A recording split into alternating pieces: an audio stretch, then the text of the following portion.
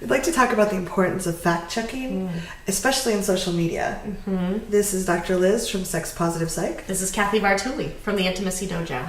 And this is, again, a delicate topic. We seem to pick a lot of them this weekend. We're just looking for, like, the hot button issues, apparently. Yeah. I think we don't... One of the things we want to talk about, and I know my feelings are very intense, and a lot of people's feelings are very intense. We're talking about the election and other things that are going on.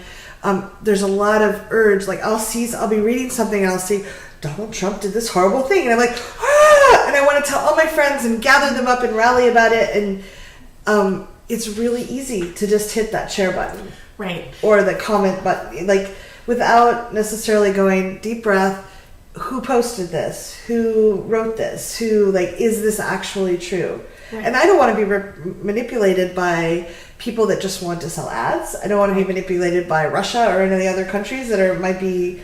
by propaganda and it, like, from a psychological perspective, right, when your limbic system is strongly activated with strong emotions, it can override your frontal lobes, which is where you do critical thinking, future planning, all those kind of executive functions, right? And so when you see something that triggers those very strong emotions in you, it can be hard to find that place of self-control to take that step back and say, okay, well, who posted? Are they reputable? What sources do they cite? Is everything that they cite referencing back to the same thing? You know, taking that time to take a critical look at the things that we're posting. Yeah. So during the election, there were people that were writing really inflammatory information. They were headline grabbers. They wanted to get you to the page so their ads would sell on that page. Yeah. And they were making money on it. And so they would make up news or exaggerate news without fact checking. And people were believing it. And especially when we see things, our brains... And there are a lot of very popular sites that do this. Yeah. Like Real Pharmacy, Food Babe. There's actually, we'll link in the comments, there's a whole webpage devoted to fake news sites that you should probably avoid on both sides of the political aisle that are known for having poor relationships with facts. Yes. So it's just because we see something multiple times, our brain thinks it's true. Yeah. Our brain did not evolve, especially our primitive part of our brain, wasn't going to be inundated with false information. If you saw a lot of bears, it was a really dangerous place to be. Yeah. And so we can get naturally triggered by stuff. And it's natural to want to share with our friends, there's bears over there, don't go there. And it can kind of become this feedback loop where you're angry and you share it, and then the people who comment on it are angry, and then it keeps getting you angrier, or you're scared and you share it and it keeps getting you more scared, and it keeps cutting off that ability to critically think and to take that step back that you need to make good decisions. The problem with this is not only does it get us upset and misinformed, but it actually takes away some of our power. It distracts us by we're attacking things that aren't there, or focusing our energy and thoughts on that versus the things that we can really make a change at. And in politics, in our own community, there's a tendency for, and this is just human, for people to get caught up in the drama of things.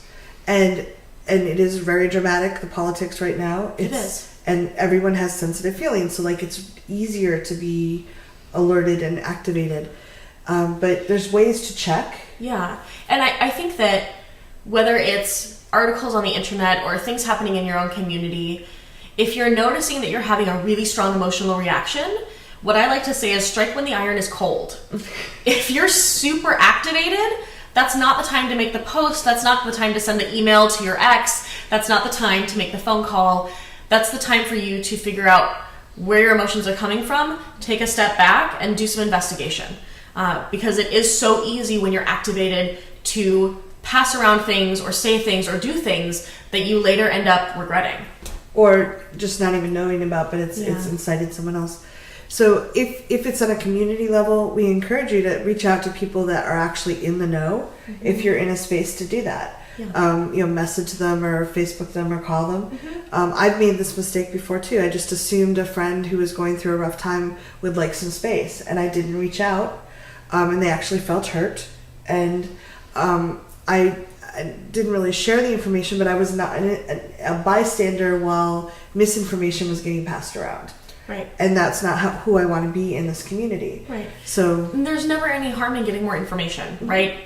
If getting more information reinforces your original viewpoint, then great. Bully for you. Your original viewpoint now has more backup behind it.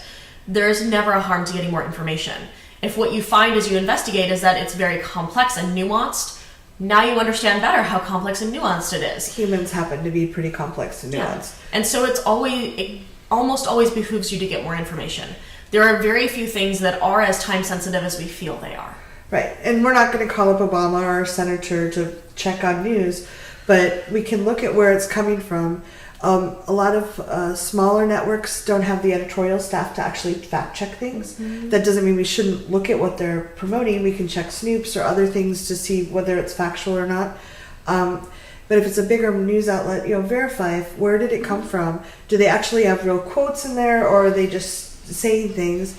And is it seem believable or not? Mm-hmm. Like, if we can, and we don't always have bandwidth, but I'm trying to not hit share immediately. I'm trying to take the time to at least spend 5 minutes Googling it and seeing if it's actual before I send it out to the community and add to I don't want to add noise to a community that is now needing to focus more than ever. Yeah. And to support each other and be there for each other. Absolutely. Again, take the time. It's never a ton of time. You're not going to spend an hour researching this article.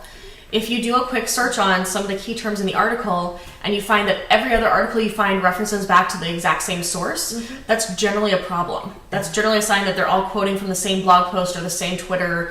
And that can happen because news is moving so fast. Mm-hmm. A lot of places don't take the time to research it, mm-hmm. and they'll just refeed the same. And there's actually a whole book on how to generate news, mm-hmm. Using that exact. If you can get an article that's grabbed by a bigger news, and all of a sudden the big places are promoting it too. Yeah.